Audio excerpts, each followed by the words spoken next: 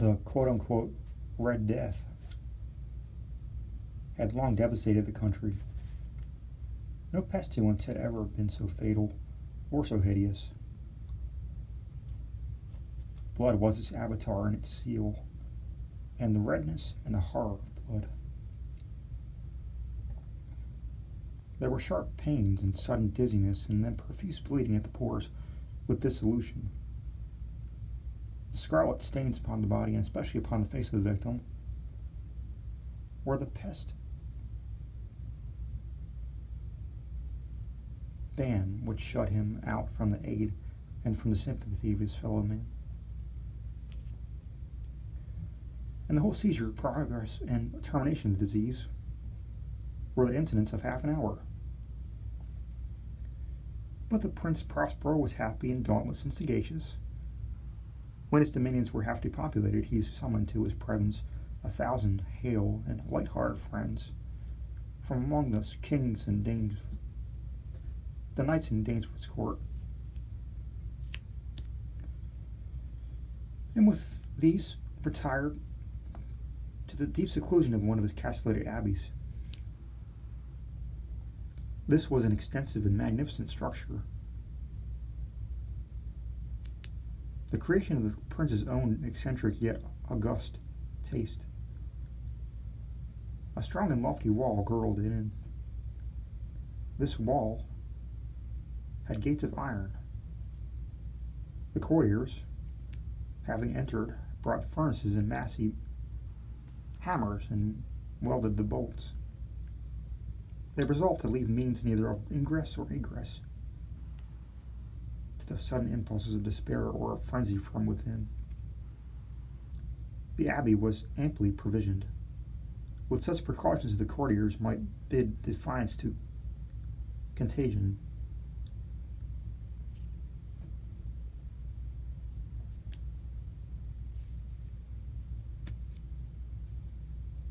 The external world could take care of itself. In the meantime, it was folly to grieve or to think. The prince had provided all the appliances of pleasure.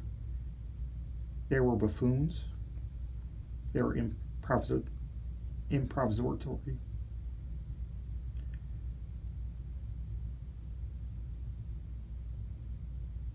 There were ballet dancers. There were musicians. There was beauty.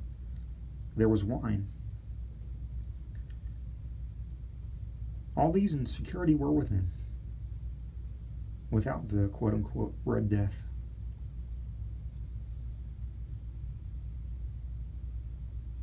It was toward the close of the 5th or 6th month of his seclusion, and while the pestilence raged most furiously abroad, that the Prince Prospero entertained his 1,000 friends at a maxed ball of the most unusual magnificence. It was a voluptuous scene, the masquerade. But first let me tell you of the rooms in which it was held. There were 7, an imperial suite.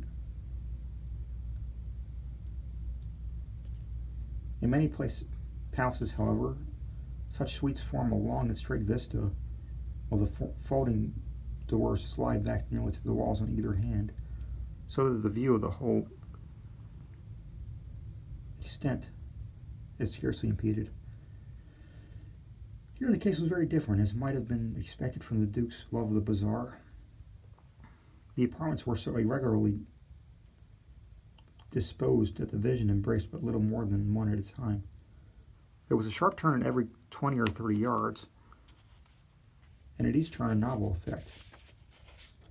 To the right and left, in the middle of each wall, a tall and narrow Gothic window looked out upon a closed corridor which pursued the windings of the suite. These windows were of stained glass whose color varied in accordance to the prevailing hue of the decorations of the chamber in which it was open.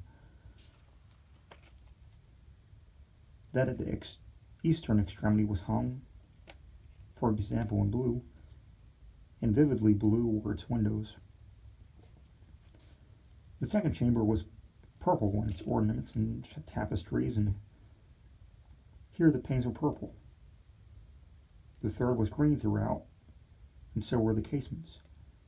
The fourth was furnished lightly with orange, the fifth with white, the sixth with violet. The seventh apartment was closely shrouded in black velvet tapestries that hung all over the ceiling and down the walls, falling in heavy folds upon a carpet of the same material and hue.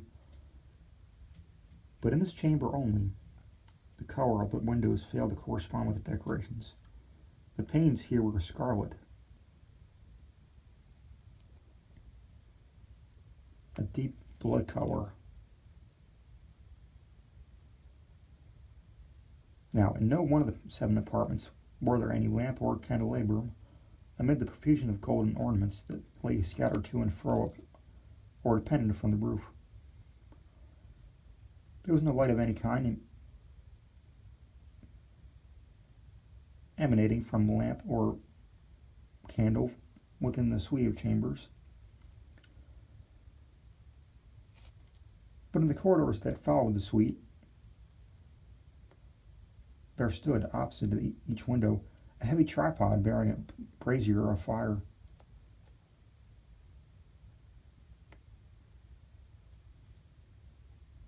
That projected its rays through the tinted glass and so glaringly illuminated the room. And thus were produced a multitude of gaudy and fantastic appearances, but in the western or black chamber, the effect of the firelight that streamed upon the dark hangings through the blood-tinted panes were ghastly in the extreme, and produced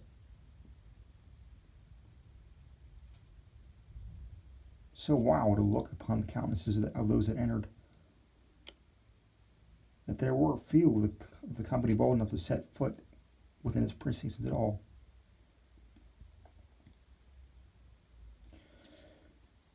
It was in this apartment also that there stood against the western wall a giant clock of ebony. Its pendulum swung to and fro with a heavy, dull, monotonous clang.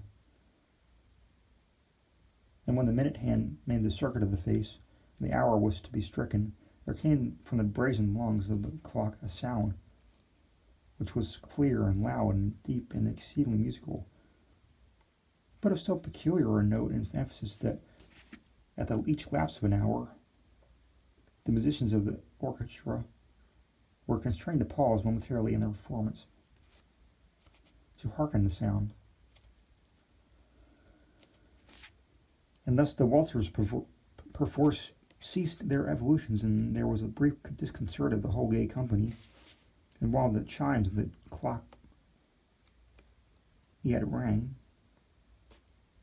it was observed that the giddiest grew pale, and the more aged and sedate passed their hands over their brows as if in confused reverie or meditation.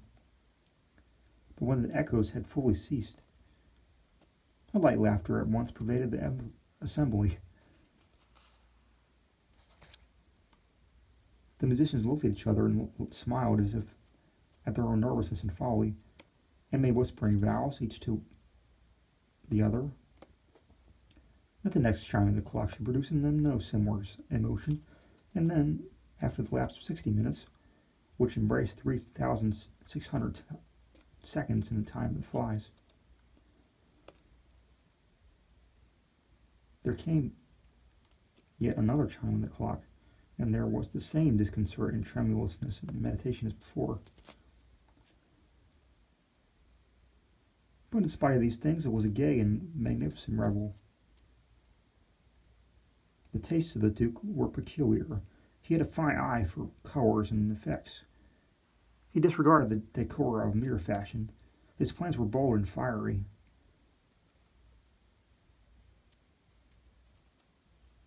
And his conceptions glowed with barbaric luster. There are some who would have thought him mad. His followers felt that he was not. It was necessary to hear and see and touch him to be sure that he was not.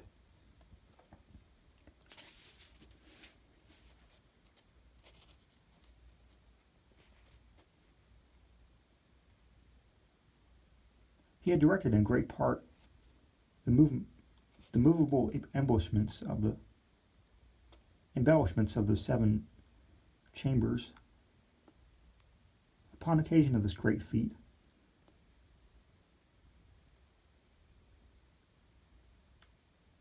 and it was its own guiding taste which had given character to the masqueraders.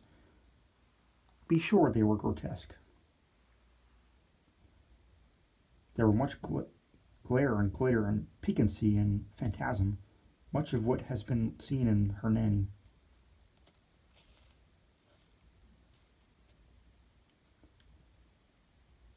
There were arabesque figures and unsuited limbs and appointments. There were delirious fancies such as the madman fashions. There were much of the beautiful, much of the wanton, much of the bizarre, something of the terrible, and not a little of that which might have been excited disgust. To and fro, in the 7 chambers that there stalked, in fact, a multitude of dreams. And these, the dreams, writhed in and about, taking hue from the rooms and causing the wild music of the orchestra to seem as the echo of their steps.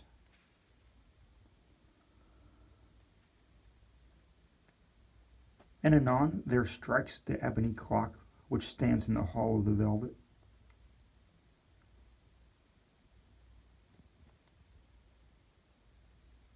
And then for a moment all is still and all is silent save the voice of the clock.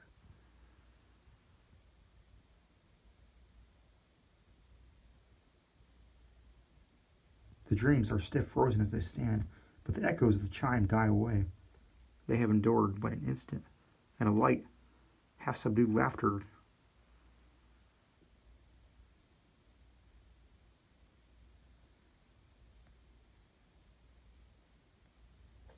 floats after them as they depart.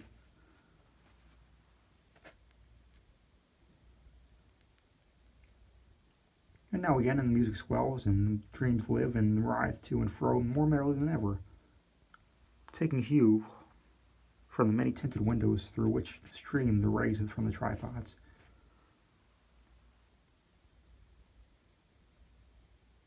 But to the chamber which lies most westwardly of the 7, there are now none of the maskers who venture.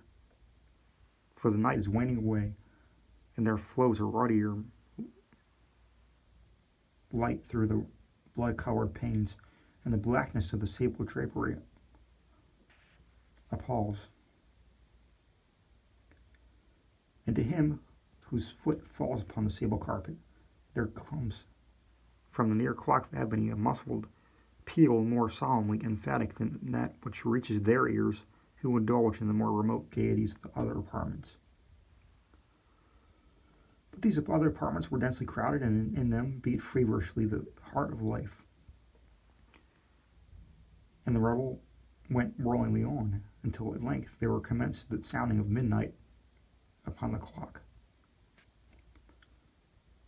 And then the music ceased, as I have told, and the evolutions of the waltz were quieted, and there was an uneasy cessation of all things as before.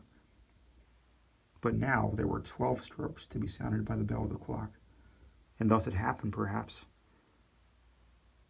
that more of thought crept, with more of time, into the meditations of the thoughtful among those who revelled.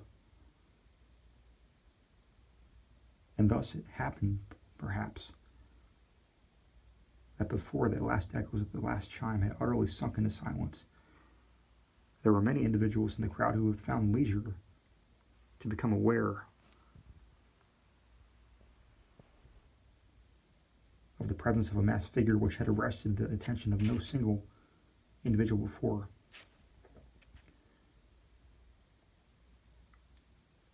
And the rumor of this new presence having spread itself whisperingly around, there arose at length